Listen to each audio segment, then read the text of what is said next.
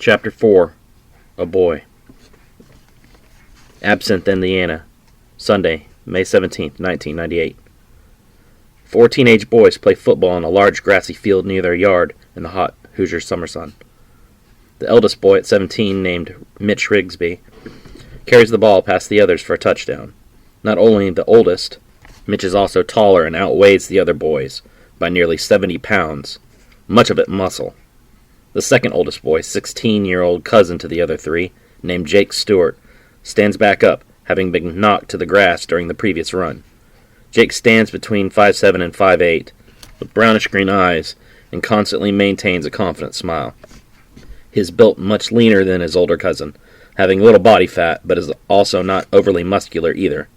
Jake's slightly long, light brown hair and shaggy appearance with slight curls on the ends make him appear much more at home at a skate park than on a football field.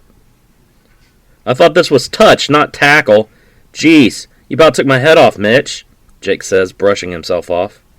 Jake straightens his shirt, which is, like most often, a rock band's logo set against a black background, this one being of Guns N' Roses. "Stop being such a wuss, cuz.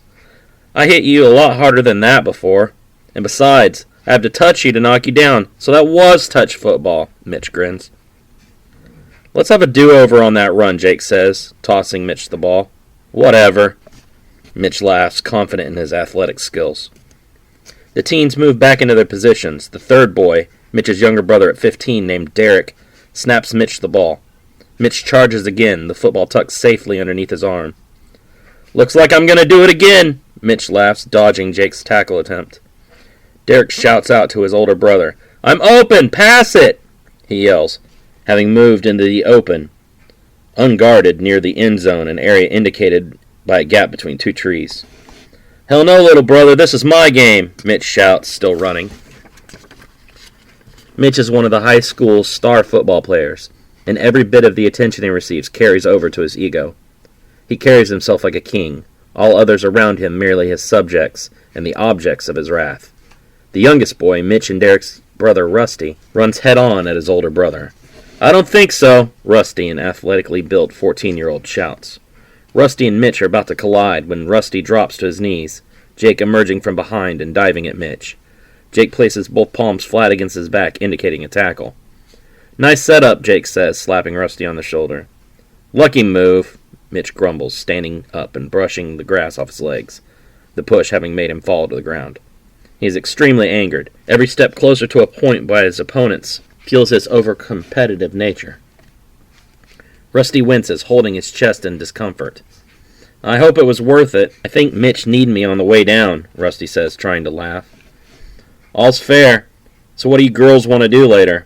Mitch asks, tossing Jake the football. "I figured we'd go up to the school and play some street hockey in the parking lot," Jake says. "Yeah, that sounds cool. I think Sean is coming over later, too. We should call him and tell him to bring his gear," Mitch replies, referring to a friend of their father's from work, who sometimes plays sports with the boys when he comes over to watch NASCAR races or Colts games with their dad. "Game isn't over yet," Rusty says. "Let's worry about finishing it before making other plans." "Bring it on, little man," Mitch grins. Jake hikes Rusty the football, who then dodges a tackle attempt from Derek. Mitch zeroes in on Rusty, shoulder-checking Jake and knocking him to the ground. Mitch lunges for a tackle, but Rusty sidesteps, causing the older teen to grab air in a mouthful of grass and dirt. Rusty runs past the 2 small trees used to indicate the end zone for a touchdown. Jake looks up as Mitch misses the tackle and notices a faint blue glow trailing behind Rusty as he dodges his brother with an extra burst of speed. "Wow, I could barely see him move just then. That kid is getting to be so damn quick," Jake thinks to himself as he stands back up. "Next time I'm on Rusty's team," Derek grumbles, walking past his older brother. Derek starts the next possession, handing the ball off to Mitch and blocking Jake as best he can. Jake evades his cousin and makes a run for Mitch, but Rusty is able to reach him first and take his legs out, causing him to fumble.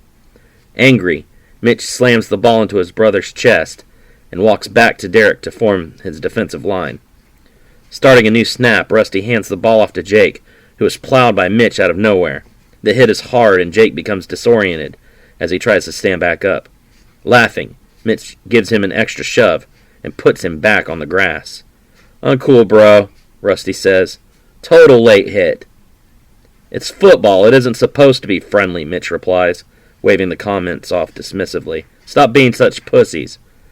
Regaining his composure, Jake gets in his older cousin's face. What the hell was that? It was a tackle, Mitch says, unconcerned. Fucking dick, Jake growls, walking back over to his side. Mitch grabs his arm, spinning the teen around to face him. What did you just call me? Do steroids not work on your ear muscles? I called you a dick, Jake says, refusing to back down. Watch your mouth or your jaw's going to end up wired shut all summer because I broke it. Derek jogs over, splitting them up. Friendly game, guys, remember? Mitch holds his hands up. I'm cool. We were just having a little competitive smack talk. Am I right? He glares at Jake. We're all family here, Derek says. Can we try to keep it civil? Jake nods. He doesn't think Mitch hates him, but the older team does seem to be overly aggressive towards him. Jake assumes this is due to pressure from Mitch's friends, whom he really does not get along with at all. The football crowd is the high school's royalty, and most of the players are the sons of some of Rockland's wealthiest and most influential members. On the team, for his actual talent, Mitch has a harder time proving himself than those born into Providence. Why don't we take a break, Rusty says. I think we're all getting a little wound up. Sitting on the grass to catch their breath and hydrate, the teens take in the warm air and sunshine. It is a perfect day weather-wise. Indiana weather can be unpredictable and erratic. It is just as likely for it to have been cloudy and in the 50s as it would be to be nice as it is now. Mitch is relieved that it did not rain today, as he just washed his truck the day before. Ah, Derek says dramatically. He loudly enjoys a glass of iced sweet tea. Nothing tastes better. Mitch laughs. You haven't lived long enough to experience the best of life's taste, little brother. Jake rolls his eyes. Knowing his cousin, he is likely referencing something crude and disrespectful. Jake still jokes about vulgar and inappropriate things as any teen would, but when Mitch has something to say, there's often some truth in the feelings behind his words. At 17, Mitch has been with more girls than Jake can count, and who knows how many he's had that he's too embarrassed to mention. Often he brags about his sexual conquests, an attempt to assert dominance over the other teens. He's largely about appearances, and if a girl isn't within the parameters that Mitch's friends have set forth, she isn't someone he should ever admit that he was with intimately. We really do not want to know what you've tasted, Jake says, groaning. Mitch glares at him. The two teens have trouble getting along for extended periods and constantly butt heads. I've tasted popularity and victory, things you'll never come close to. You've also tasted Brad Henson's cock. How does that taste? Jake asks, referring to the quarterback of the football team and most popular guy in the school. His parents own the hardware store in Rockland. Easy! Derek shouts, often playing mediator between the two quarrelsome cousins. I'm not going to take insults from a loser that's never even kissed a girl, Mitch growls. I've kissed a girl before, Jake argues defensively. He curses himself for falling into Mitch's trap and getting upset. It only makes things worse. You must not have been any good since I've never seen this mysterious girlfriend, Mitch laughs. Not every girl's turned on by jock straps and body odor. Really? I've never had one complain yet. Are the girls you're attracted to even capable of speech and higher brain function? When a stud like me is around, no girl's ever going to pay attention to a dork like you. Dork, really? Even your insults are sprinkled with dick references. I really think you have a repressed homosexual complex. What? Mitch asks, standing up in anger. The fuck kind of shit are you saying now? A dork's a whale penis. I'm just saying that again, you make reference to male organs. Pick up a book without a centerfold in it for once in a while. You might learn something. You run your fucking mouth a lot, Mitch growls. It's what makes me so endearing. Jake does not back down at all from his older and more physically imposing cousin. You aren't as tough as you think you are, Mitch says, inches from Jake's face. Neither are you. The teens stare each other down in a standoff until a skinny woman in her 30s, with long, waist-length brown hair, leans off the side of her stone porch and shouts to the boys. I made some sandwiches. Sue, mother of the 3 boys, shouts. "Be right there, Mom," Mitch replies, always the first responder to indications of food. The boys run up to the porch where Sue brings out a plate of ham and turkey sandwiches on white bread. "Eating here again?" Sue asks Jake with a smile. "Is it okay?" the boy asks, normally trying to avoid being considered a burden, but not wanting to be home alone either with both of his parents constantly at work. "Of course, but Gator insists that we start charging you rent," Sue laughs, referring to Gator, her husband. The 3 boys think the world of their father and always feel sad when he's not home. Gator works long hours, but no matter how tired he is when he gets home, he always manages to find the energy to play around with the boys. As they have all grown older and each developed distinct individual personalities, Gator's gone above and beyond to find a common interest with each of the boys in order to bond with them. "Thanks," Jake grins, taking a sandwich off the plate. "Yeah, thanks, Mom," Derek says. "Sure, Mom," Rusty also adds, piling 3 sandwiches into his mouth at once and resembling a fat-faced hamster. "Don't be a pig, this isn't dinner," Sue says sternly. "Where's Dad?" Rusty asks, still cramming food into his mouth. "He went to Rockland to get cigarette, soda, and snacks," Sue replies, Gator having gone to the next town over to get groceries with his neighbor and friend, Bert Madison, tagging along for the ride. Absinthe is mostly rural. The houses are set up like farming communities and spaced apart except for a few main streets, including the ones that Jake and the others live on. There are no stores in Absinthe, the only businesses being a taxidermist, a funeral home, and a post office. Any other needs must be fulfilled in the town of Rockland, which is about 15 miles to the west.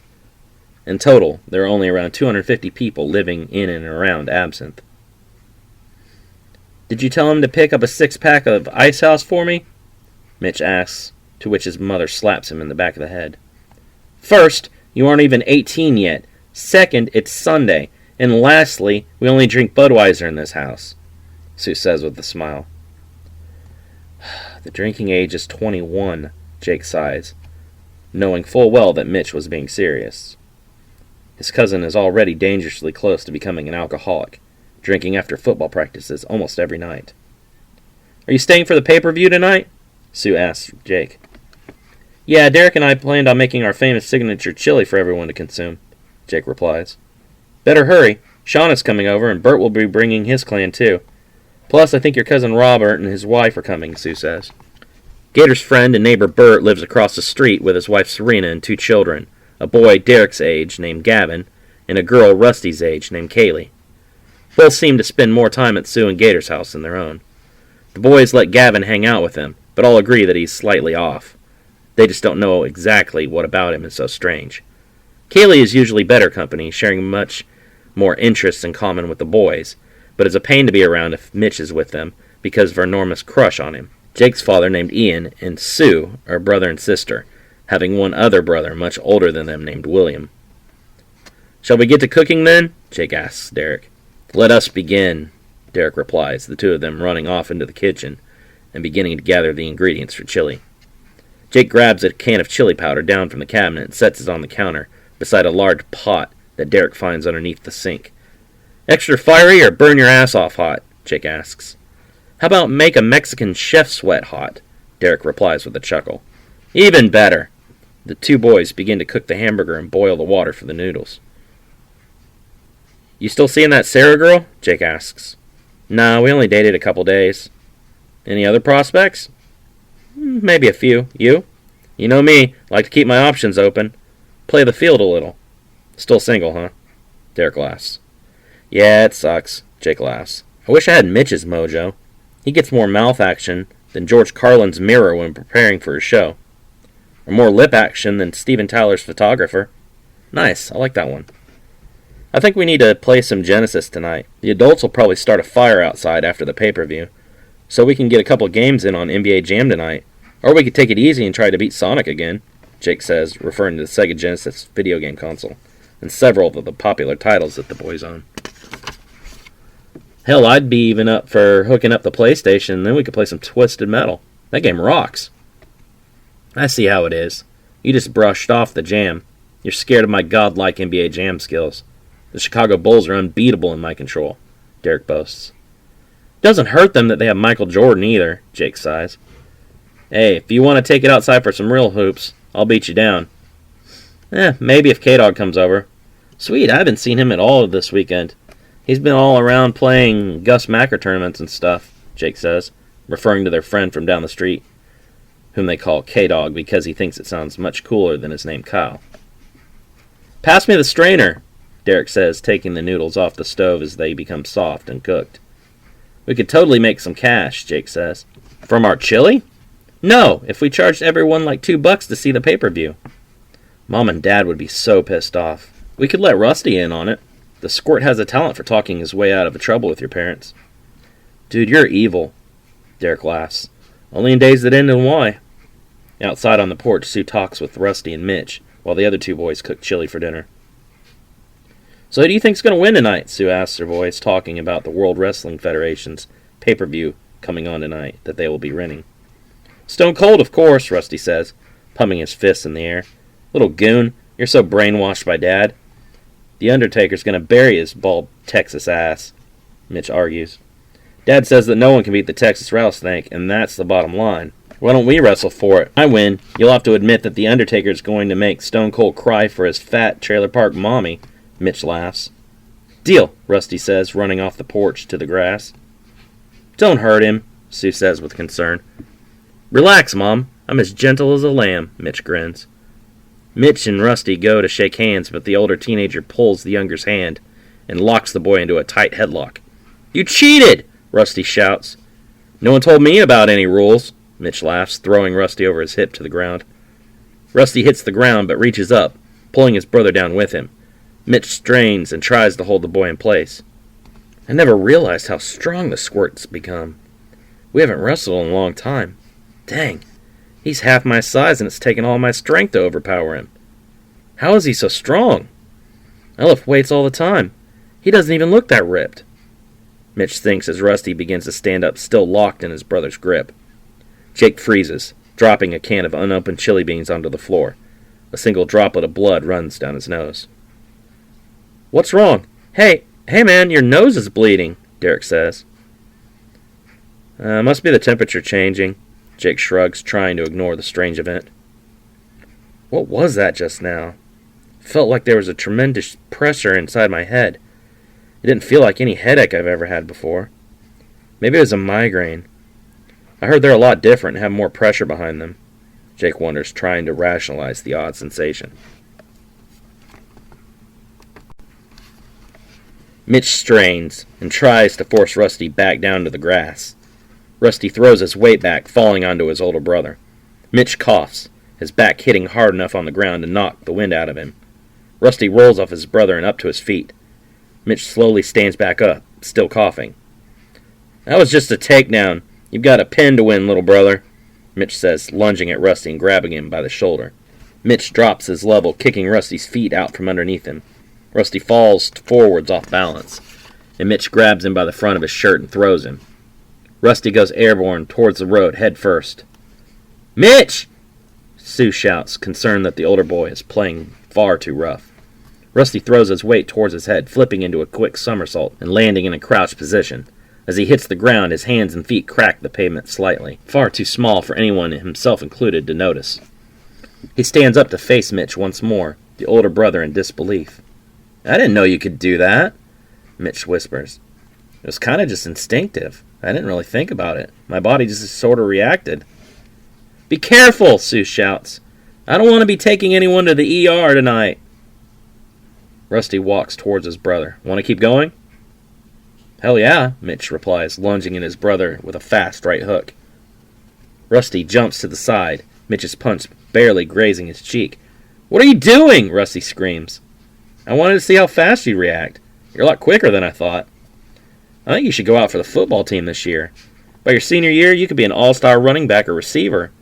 Jake and Derek walk out to the porch. Jake notices a strange blue glow surrounding Rusty's body, but tries not to pay any attention to it, thinking his eyes are playing weird tricks of the light. The chili's cooking. It'll be ready in like 45 minutes, Jake says. Good, I'm getting hungry, Sue says. That'll be good timing. It'll be ready before the pay-per-view comes on. Jake nudges Mitch and tries to rub a little salt in his cousin's ego. I saw you guys out here wrestling. You didn't hurt your little brother too bad, did you? Hurt him?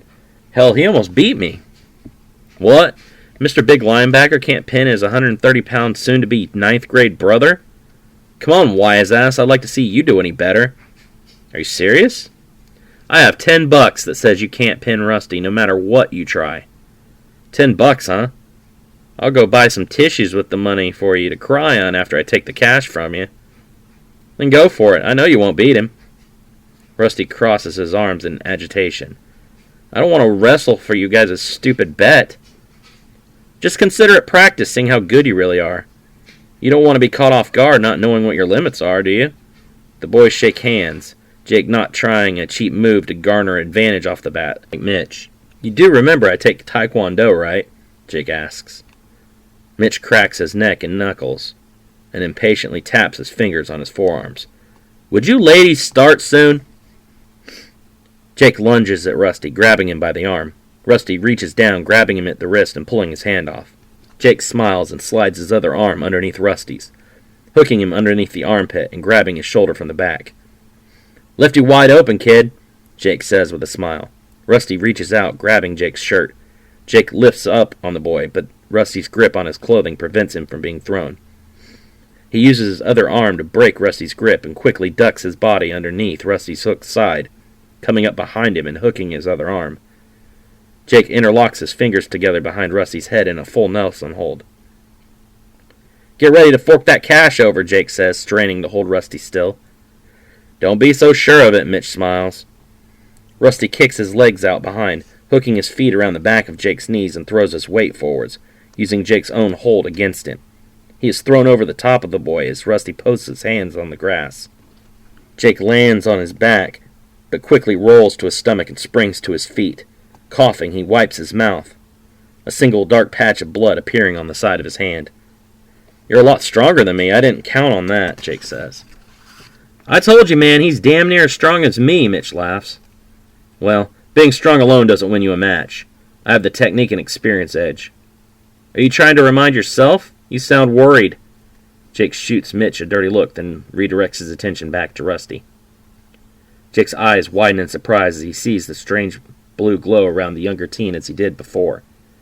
Do you see that? Jake asks. See what? Mitch responds in confusion. Nothing. Never mind.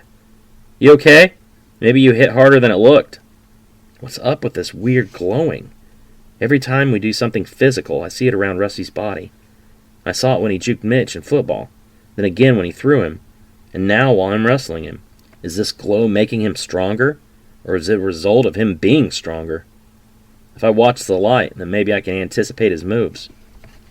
Jake darts at Rusty, trying to grab him quickly. The glow around Rusty flares up, and he sidesteps Jake's lunge. Jake pivots, his feet spinning quickly across the grass. Jake pushes off back into Rusty's path, launching himself with all of his strength. Jake notices the glow increasing around Rusty's feet as he nears. Jake jumps up just before he reaches his target, anticipating that Rusty is about to jump to avoid him. Rusty's eyes widen in surprise as he and Jake meet in the air. Jake grabs Rusty by the shoulders and hurls him behind as they both fall. Rusty is caught completely off guard and crashes face first into the grass, while Jake lands on his feet in a crouch before turning to face his cousin as he stands back up. Rusty runs at Jake and breaks off to the side, trying to get behind him quickly. Seeing the glow bulging to the left, Jake moves into his path, stopping the younger teen dead in his tracks. Jake drops his level, sweeping Rusty's feet out from underneath him. Rusty falls back, and Jake follows him down, grabbing his leg and bringing it down towards the boy's head in a cradle pinning maneuver. Rusty strains as Jake slams him onto his back. Jake's fingers start to slip away from each other as the boy kicks to get free. His muscles strain and flex, but are no match for Rusty's incredible strength, and he is finally able to kick loose. Rusty spins, reversing the hold and putting Jake into a headlock. Damn, he's got me! He's too strong! I can't break his hold! Jake thinks in sudden panic, feeling the intense constricting pressure of Rusty's grip. Jake rises up on his legs and neck, bridging to arch his chest into the air and back off of the ground. He pushes off with all of his might and flips over onto his own head in Rusty's grip. Scrambling to his feet, panting, Jake looks on with disbelief. Rusty stands back up, staring him down. "I give," Jake says. "What?" Mitch shouts, shocked to hear Jake giving up when the two of them seem so evenly matched. "I've seen enough. I know the kid isn't a marshmallow. That's enough for me." "Sorry I underestimated you, Rusty," Jake says. "That's cool, that was fun," Rusty smiles.